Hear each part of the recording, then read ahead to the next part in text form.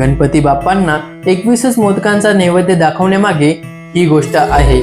देवांतक आणि नरांतक नावाचे राक्षस आपल्या शक्तीचा दुरुपयोग करून लोकांना त्रास देत असत. या राक्षसांना मारण्यासाठी गणपती बाप्पांनी विनायक या नावाने रूप धारण केले. त्यासाठी त्यांनी 20 सैनिक सोबत घेतले आणि या 20 सैनिकांचा कॅप्टन म्हणजे आपले लाडके गणपती बाप्पा.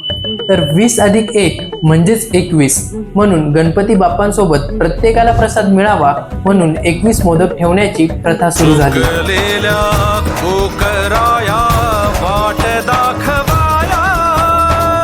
घ्यावा पुन्हा अवतार बाप्पा